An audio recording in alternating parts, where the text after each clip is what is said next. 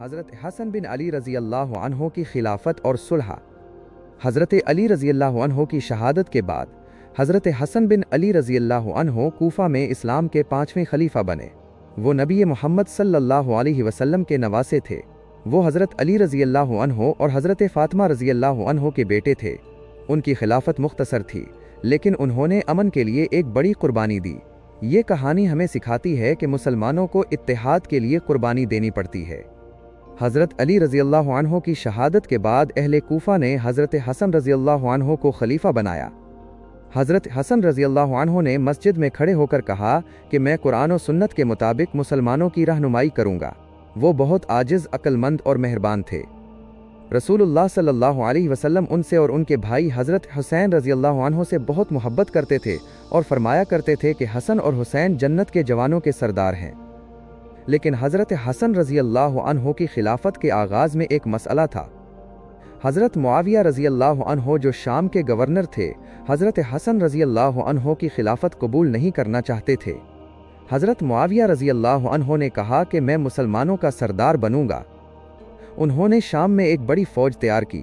حضرت حسن رضی اللہ عنہ نے کوفہ میں بھی ایک لشکر کھڑا کیا۔ دونوں فریق جنگ کے لیے تیار تھے، لیکن حضرت حسن رضی اللہ عنہ جانتے تھے کہ جنگ میں بہت سے مسلمان مارے جائیں گے، اس لیے انہوں نے امن کا راستہ اختیار کیا۔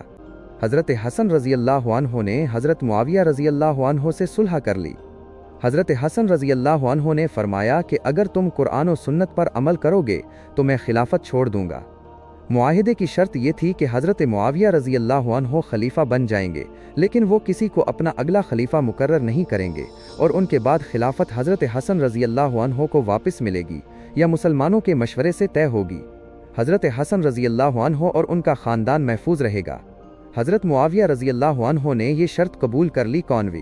حضرت حسن رضی اللہ عنہ خلافت چھوڑ کر مدینہ منورہ چلے گئے۔ کچھ لوگ حضرت حسن رضی اللہ عنہ کے اس فیصلے سے افسردہ تھے اور کہنے لگے، آپ نے خلافت کیوں چھوڑی؟ حضرت حسن رضی اللہ عنہ نے فرمایا کہ اللہ چاہتا ہے کہ ہم متحد رہیں۔ ان کی اس قربانی نے مسلمانوں کے درمیان ایک بڑی جنگ کو روک دیا۔ حضرت حسن رضی اللہ عنہ مدینہ میں سکون سے رہتے تھے۔ وہ قرآن پڑھتے، نماز ادا کرتے اور لوگوں کو اسلام کی تعلیم دیتے تھے۔ لیکن حضرت حسن رضی اللہ عنہ کی زندگی کا اختتام افسوسناک تھا۔ روایات کے مطابق انہیں زہر دیا گیا، جس سے وہ بیمار ہو گئے اور مدینہ منورہ میں وفات پا گئے۔ انہیں جنت البقیع میں سپرد خاک کیا گیا۔ حضرت حسن رضی اللہ عنہ کی خلافت اور ان کا معاہدہ اسلام کے لیے ایک عظیم قربانی تھا۔ وہ عاجز، مہربان اور رسول اللہ صلی اللہ علیہ وآلہ وسلم کے پیارے نواسے تھے۔